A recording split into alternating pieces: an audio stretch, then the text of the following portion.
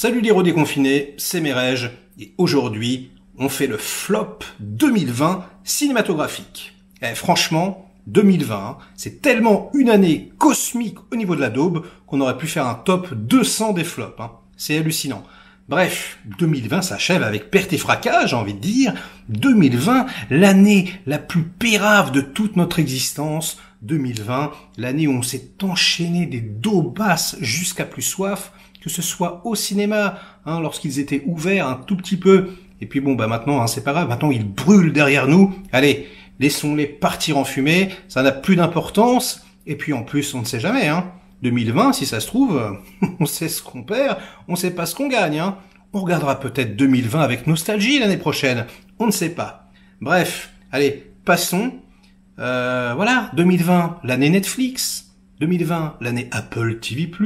2020, l'année Amazon Prime Video. 2020, l'année Disney+, notre sauveur à tous. 2020, l'année des directs to DVD bien pourraves, l'année des téléfilms obscurs. Voilà, 2020, l'année de la daube. Et donc, vous pouvez compter sur moi, parce que c'est quand même sympa de pouvoir éviter la merde de temps en temps, surtout par les temps qui courent. Eh bien, oui, je vous ai préparé mon top 10. Donc, tous les films dont je vais vous parler, selon moi, vous pouvez les éviter, sauf peut-être un. Allez, on reviendra dessus, et j'expliquerai pourquoi il est dans mon top. Mais en dehors de ça, franchement, les petits cocos, non, vous pouvez, tous les éradiquer, il n'y a pas de problème, directement dans la poubelle. Allez, on va commencer tout de suite avec en 10e position le polar d'action français Balles perdues. Oh là là, je me suis fait un petit peu dégommer par tout le monde en disant que j'avais pas aimé ce film. Il y a même le réalisateur du film qui m'est tombé dessus sur Twitter, même s'il a été sympa et compréhensif. Franchement, il avait de l'humour et de la distance. J'ai bien apprécié, mais malheureusement, son film n'est pas bon. Vraiment, non, c'est pas super bien réalisé. Mal écrit, les dialogues sont pas bons, les acteurs sont très mauvais. Bref, non, c'est clair que ça fait plaisir parce que il y a un petit goût de série B et que ça se passe en France et donc on regarde là, nous en tant que Français, on fait ouais mais t'as vu, attends, c'est français, il y a des cascades, il y a des voitures qui se retournent. Ouais mais non, franchement non, je suis désolé de le dire, mais si ce film avait été américain, c'est même pas qu'on aurait chié dessus, on ne l'aurait même pas regardé. Vraiment, donc pour un film français, non, moi je déteste cet argument. Non, c'est nul, juste, ça ne marche pas. Donc ça a beau être top de je sais pas quoi, ça a beau avoir cartonné cette année, ça prouve bien qu'on n'avait rien à regarder, parce que franchement, si c'était sorti en temps normal, ça se serait fait pulvériser par tout le monde. Allez, j'ai fait une vidéo de toute façon, si vous voulez en savoir plus, allez-y, on passe directement à la 9e place. Et c'est encore une production Netflix de Old Guard avec Charlize Theron. Charlize Theron qui est Madame Melon, qui se promène comme ça, elle peut plus rentrer chez elle, tellement son crâne comme ça ne passe plus dans les portes. Donc elle avait insulté Steven Seagal en disant tu ne sais plus te battre, moi je fais des vrais films d'action. Alors Steven, on a le droit de le dégommer quand même, mais bon, juste c'était marrant quoi. Et surtout pour nous sortir une daube pareille, un truc, tu sais pas ce que c'est, à la fois un film de vampire qui lorgne un tout petit peu du côté de Highlander, à la fois un film féministe un peu bizarre, un film de super-héros ultra mal shooté mais ultra mal chorégraphié, mou du fion, ridicule, avec un méchant mais lamentable. Franchement, c'est nul. Putain, un événement, le truc était vendu comme un blockbuster, on dirait un téléfilm, on dirait le pilote d'une série télé qu'on n'a pas envie de regarder, quoi, en gros. Et non, c'est incroyable, quoi. Ils vont faire une suite. Bon, je regarderai. Je regarderai Charlize. Franchement, ton melon t'a déjà coûté, ta place dans Mad Max. Du coup, ils ont décidé de faire une préquelle. Et je sais très bien que c'est à cause de toi, Charlize. Donc méfie-toi, si ça se trouve, c'est pas parce que t'es une fille qu'on va pas te dégager d'Hollywood. Si t'es trop chiante, c'est ce qui va se passer. Tu vas prendre la fessée, petite. Et en 8e position, on continue avec une autre production Netflix, décidément, Enola Holmes. Oh là là, quelle bonne idée, quelle sublime bonne idée, de faire une version féminine quelque part de Sherlock Holmes. Sauf que c'est pareil, il faut faire un bon film, faut pas faire un film comme ça complètement ridicule. Alors moi, franchement, ça n'a pas du tout marché. Déjà, l'actrice principale, Millie Bobby Brown, oh, elle est mignonne. Bah oui, mais là, elle est nulle à chier, surtout. Elle est nulle à chier. Henry Cavill qui vient cachetonner en Sherlock Holmes, le pire que t'as jamais vu de toute ton existence. Sur le coup, j'ai été sympa hein, dans ma vidéo, en fait, hein, parce que là, vraiment, non, ouais, le film m'énerve, limite. Limite, j'ai envie de, ouais, je sais pas, de crever les yeux de tous les protagonistes et de me refaire tranquillement le secret de la pyramide. Ah là là, si vous l'avez pas vu les petits cocos, jetez-vous dessus, ça défonce. Alors en 7e position, je m'excuse par avance parce que le film, franchement, est regardable, on va dire, mais non, moi ça m'a énervé, franchement, trop d'incohérences. Il s'agit de Invisible Man, que j'ai vu au cinéma avec David de Filmtalker, et ben, quand on est sorti de la salle, on avait plutôt bien aimé. Mais moi, franchement, plus j'y pense, plus ça m'énerve. Franchement, déjà, c'est un film sur l'homme invisible. Ah bon? Mais on le voit pas. Je veux dire, on n'est pas concentré sur lui. On est concentré sur elle. Personne ne le voit. Personne l'entend. Alors que franchement, il doit se déplacer et tout. Il est à côté d'elle, il lui souffle dans l'oreille. Genre, elle l'entend pas. C'est complètement ridicule. Elle est consciente de son propre traumatisme, ce qui est complètement ridicule. Les agissements des personnages sont complètement stupides. Voilà, elle ferait mieux de se barrer en courant, de se barrer en Thaïlande. Non, elle reste là, elle reste dans la baraque. Enfin bref, c'est nul. Et puis alors, le climax et le message que t'envoie le film, un petit peu, c'est, non, franchement, c'est hyper facho, moi j'ai trouvé. Donc non, au final, ce film m'a beaucoup énervé. Je n'aime pas du tout et je vous le déconseille. Même si je sais que parmi vous, beaucoup ont apprécié. Alors ensuite, en 6e position, et alors là je suis très triste, il s'agit de Vanguard, le nouveau Jackie Chan que j'attendais comme le Messie, surtout que c'est réalisé par Stanley Tong, purée, le mec qui a fait Police Story 3, mais non, c'est de la daubasse atomique. Déjà, c'est dégueulasse, les effets spéciaux sont pourris, la photo numérique est hideuse, Jackie Chan, il a pas du tout le rôle principal, franchement il fait le rôle du chef, on va dire une sorte de Mission Impossible où il ferait le chef, quoi. Et c'est les petits jeunes qui prennent leur lait, ils sont sans charisme et sans saveur et sans odeur. C'est vraiment de la daube. Et toutes les scènes d'action, et pourtant il y en a beaucoup, sont filmées avec les pieds. Enfin bref, c'est une déception absolue. Écoutez, si vous voulez tenter l'aventure, vous pouvez, mais vraiment, moi, c'est pas possible. Hein. Le truc, il est passé, mais alors à 100 km au-dessus de moi. Mais j'ai quand même quelques amis qui ont apprécié, donc si vous voulez tenter le diable, vous pouvez. Alors ensuite, en 5e position, une production Amazon Prime Video. Le film m'a terriblement énervé. Il s'agit de Connecté, avec Michael Youn par exemple. C'est irregardable, un film de feignasse, un film avec un high concept. Ah ouais, genre on est en confinement, trop bien. Ouais, sauf qu'ils ont pas du tout tourné comme ils auraient dû tourner. C'est une sorte de vieille pompe du film Host, que j'ai également critiqué sur ma chaîne. Il y a les deux, hein. Voilà, c'est le positif et négatif. Il y en a un, c'est génial, l'autre, ça pue la merde. Comme souvent, hein, franchement, avec les films de genre français.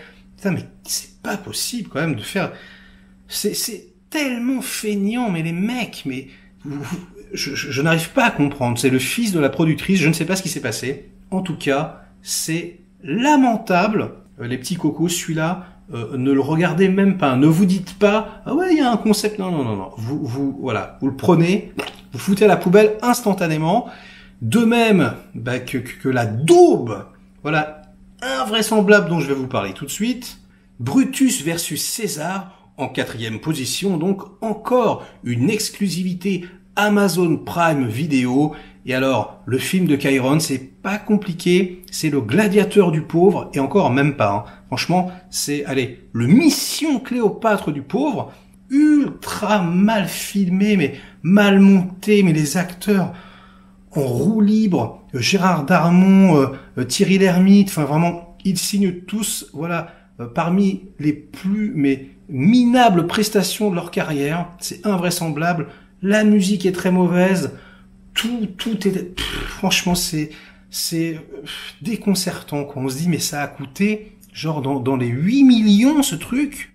Alors, il paraît que ses autres films sont super, mais je vais vous dire, là, moi, il m'a dégoûté de sa filmographie passée, présente et future. Moi, je regarderai rien de ce mec. Je refuse de le croire. Un mec capable de faire cette daube, c'est pas possible. Moi, je ne regarde plus jamais rien. Voilà, ce film m'énerve particulièrement. Bah, les deux là, connectés et celui-là, franchement, ça m'énerve, mais prodigieusement. C'est du lazy filmmaking. Putain, place aux jeunes, quoi. Et tout de suite, on zappe sur Disney+, puisqu'en 3e position, on retrouve Artemis Fowl. Oh my gosh. Réalisé par Kenneth Branagh. Enfin, on sait pas trop d'ailleurs, parce que il y a eu un nombre incalculable de reshots. Le truc était beaucoup plus sombre, beaucoup plus long. Ils ont vu le truc, ils ont fait ouais, en fait, on va pas le sortir comme ça. Et donc, je sais pas ce qu'ils ont fait. Mais Kenneth Branagh, franchement, c'est un réalisateur qui est capable de faire des choses quand même, même si c'est pas forcément bon à chaque fois. Déjà, il a fait des bons films. Et puis voilà, il a jamais fait un truc aussi indigent, quoi. Alors, on passe complètement à côté du concept d'origine. Hein. D'ailleurs, il y avait un trailer où ça se voyait, qui voulait aller là-dedans. Mais là, non. Là, voilà, c'est un jeune gars, un mec qui est censé être le génie du crime. Là, en fait, ils te disent la réplique à la fin, mais sinon, t'as pas compris pourquoi. Comme d'habitude, les reshots ont eu raison, voilà, de la cohérence de l'ensemble. Et on se retrouve face à un Blooby Boulga informe. Les acteurs sont tous pourris, franchement, et surtout Artemis Fowl en premier. C'est vraiment la honte. On ne comprend absolument rien. L'histoire, mais vraiment se contredit toutes les 3 secondes. Tous les acteurs cachetonnent, c'est incompréhensible. Franchement, Kenneth, je ne te félicite pas. Toujours sur Disney+, et en 2e position, nous avons l'adaptation de Mulan.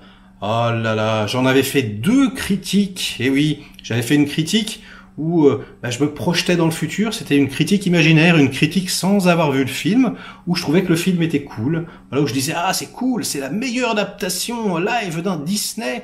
Ouais, il y a plein d'actions, il y a Donnie Yen, il y a machin. Et puis ensuite j'ai vu le film vraiment. Oh la vache, putain mais c'est dégueulasse encore une fois. Je ne comprends pas. Ils vont filmer en décor naturel, mais ils te font une photo numérique tellement hideuse que t'as l'impression que tout est sur fond vert. Voilà, Gong Li, Jet Li, ils viennent cachetonner. Il y a que, bon allez, Donnie Yen, voilà, qu'on voit 3 secondes et c'est pareil, c'est nul. Franchement, il n'y a pas de love story, il n'y a rien, il n'y a pas de magie. C'est à chier. Fait pour le marché chinois probablement, sauf que ça s'est lamentablement planté, hein, de toute façon c'est mérité.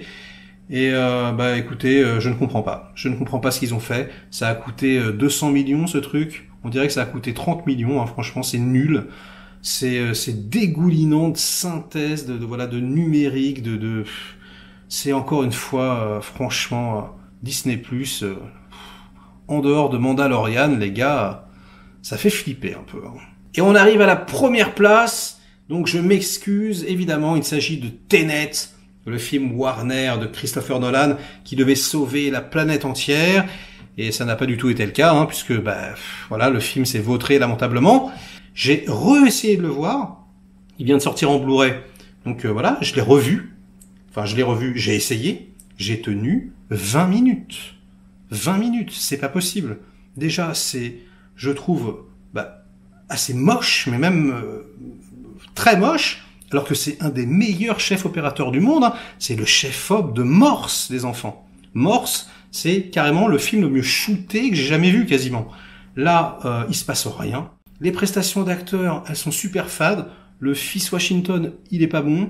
Le futur Batman, I'm Vengeance, je l'ai pas trouvé bon non plus, hein, je suis désolé. Kenneth Branagh, encore lui, c'est pareil, il surjoue à mort. En plus, la cohérence de l'ensemble est complètement débile, quoi. Je veux dire, le mec s'engage lui-même, il se fait passer un test à lui-même alors que il sait déjà ce qui va se passer. Enfin, rien ne tient debout, franchement. La seule belle idée, on va dire, voilà, c'est la fin du film, pas le climax, hein. Le climax, il est irregardable et on comprend absolument rien à ce qui se passe, mais la toute fin, voilà, où on se rend compte que les deux sont amis, voilà, et du coup, c'est à la fois le début de leur amitié et à la fois la fin de leur amitié au même moment. Donc ça, c'est une jolie idée poétique. Mais non, Christopher, il faut que tu arrêtes d'écrire tes scénarios tout seul. Appelle ton frère ou appelle quelqu'un. Bref, alors je comprends, hein, évidemment, tous les films que j'ai cités avant sont bien plus mauvais que Tenet. Tenet, voilà, il se passe quand même quelque chose. C'est quand même, voilà, mieux, on va dire formellement déjà, mais, je veux dire, la déception est à la hauteur de l'attente. Je l'attendais tellement, on l'attendait tellement, que bah, c'est même plus un pétard mouillé, là, c'est un mammouth, vous savez, l'énorme, là. Là, c'est... Bref, ben voilà, ça y est, je l'ai fait. C'était la première fois, je suis ému. C'était mon petit flop 10. J'espère que ça vous a plu, j'espère que vous ne m'en voudrez pas, j'espère que vous n'allez pas péter les plombs et commencer à insulter toute ma famille. Voilà, on peut rester courtois, hein. C'est pas parce qu'on n'a pas les mêmes goûts que forcément, voilà, on est stupide ou je suis plus intelligent ou vous êtes plus bête. Non, non, non. C'est juste qu'on n'a pas la même sensibilité. Donc, peace, hein, calmos. Allez, je vous salue bien bas. Likez cette vidéo si elle vous a plu. Délikez-la si ce n'est pas le cas. En tout cas, inondez-moi de commentaires pour faire marcher le petit robot YouTube. Et nous, on se retrouve très vite pour de prochaines aventures. Ciao!